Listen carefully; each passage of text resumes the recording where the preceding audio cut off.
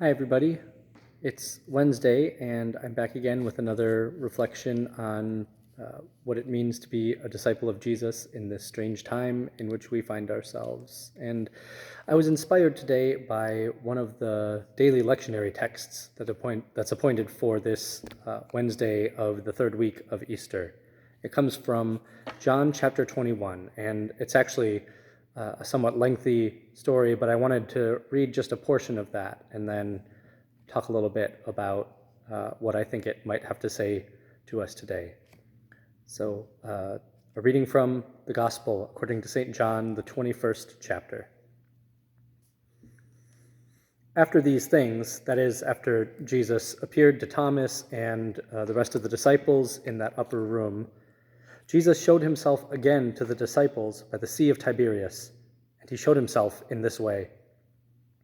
Gathered there together were Simon Peter, Thomas called the twin, Nathanael of Cana in Galilee, the sons of Zebedee, and two others of his disciples. Simon Peter said to them, "I'm going fishing." They said to him, "We will go with you." They went out and got into the boat, but that night they caught nothing.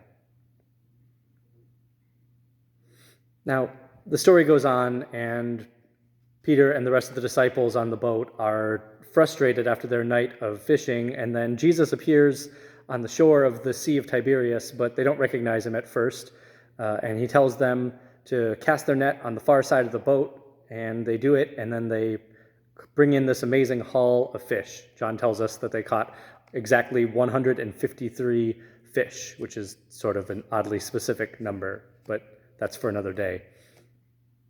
Then they recognize that it's Jesus, and Simon Peter swims out from the boat back to shore, and they have breakfast on the lake shore.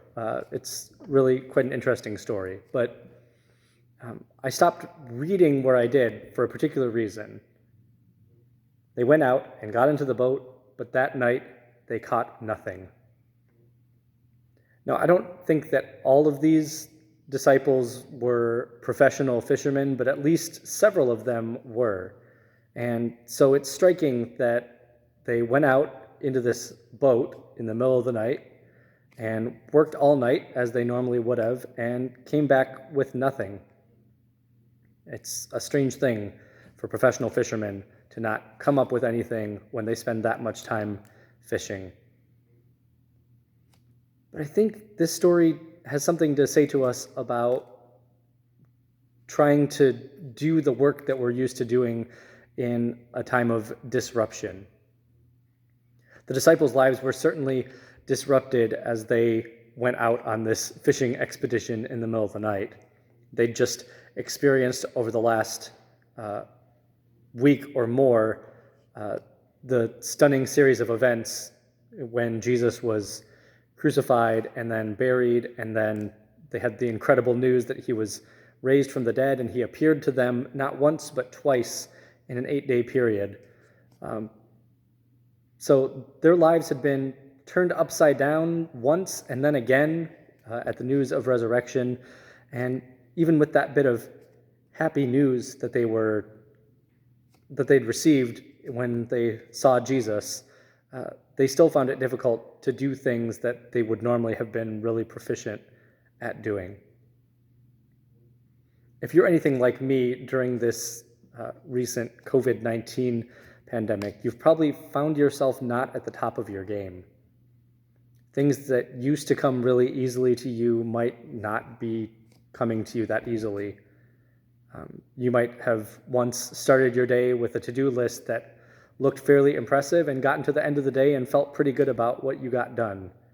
Whereas now you might start out with a to-do list that seems meager and still not get it all completed. And that can wear on you and me after a while, the sense that we just can't get ourselves going. But disruption and trauma have a way of doing that to us. And even if you haven't been directly affected by what we're experiencing right now, the measures that we're taking to try to keep one another safe are themselves disruptive, and seeing all this news day in and day out is itself a type of trauma. So I guess I want to repeat reiterate for you today what I said in the newsletter that should be on its way to you. And that is that this is a time to be gentle and compassionate with yourself, to recognize that disruption, even for Jesus's disciples, led them to be less than their best selves. And if that phrase describes you, if you're less than your best right now, then I think it's sort of a natural thing. What does the conclusion of this story have to say to us? Well, it's maybe a little bit too tidy. Jesus tells them to just cast the net on the other side of the boat, and they haul in all those fish. Maybe things don't happen that simply or that cleanly, but the message is that even in the midst of that disruption, Jesus has this habit of showing up and walking alongside us in the midst of whatever it is that we're experiencing. Jesus helps those disciples to bring in that great catch of fish when they couldn't do it on their own. And perhaps in this time, one of the things we're called to is to ask Christ for a fresh measure of focus or strength or patience or calm to be able to do what needs to be done. Maybe it's also a time for us to be realistic about our expectations for ourselves too. This is a difficult time for everyone, for some more than others, sure, but for all of us, we're finding ourselves dealing with this profound sense of isolation and dislocation, and it can make life really difficult. But if the disciples experienced it, then it's natural that we would too. And the good news is that Christ is with us in all of it, assuring us of God's presence with us, of the Spirit's power moving within us, and of the promise that things are moving toward the future that God is preparing for us. It may not happen in our time or in a way that we anticipate or expect or even want, but that future is unfolding. And the nature of our faith is to have hope that God's good and gracious will is coming to pass for us and for our world. So if you're out there today and you're feeling like a disciple who's been fishing all night and caught nothing, hopefully there's a word of gospel here, that sometimes catching nothing is okay, and that with Christ beside you, maybe it's possible to catch something after all.